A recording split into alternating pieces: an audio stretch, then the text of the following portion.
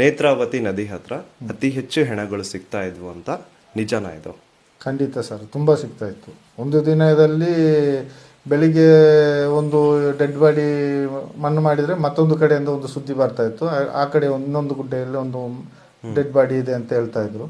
ಮತ್ತೆ ಅದು ಸಂಜೆ ಟೈಮ್ ಮಾಡ್ತೀವಿ. ಒಂದೊಂದು ದಿನ 2 ಡೆಡ್ ಬಾಡಿ ಸಿಕ್ಕಿದ್ದುಂಟು, ಒಂದೊಂದು ದಿನ ಒಂದೊಂದು ಡೆಡ್ ಬಾಡಿ ಸಿಕ್ಕಿದ್ದುಂಟು, ಒಂದೊಂದು ದಿನ ಸಿಗದ್ದು ಉಂಟು.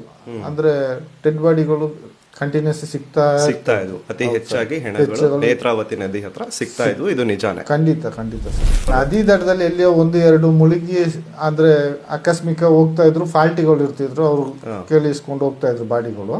ಮತ್ತೆ ಗುಡ್ಡೆ ಬದಿಯಲ್ಲಿ ಜಾಸ್ತಿ ಸಿಗ್ತಾ ಇದ್ದವು ಹೆಣಗಳು, ಜಾಸ್ತಿ ಹೆಣಗಳು ಸಿಗ್ತಾ ಇತ್ತು, ಡೆಡ್ ಬಾಡಿಗಳು.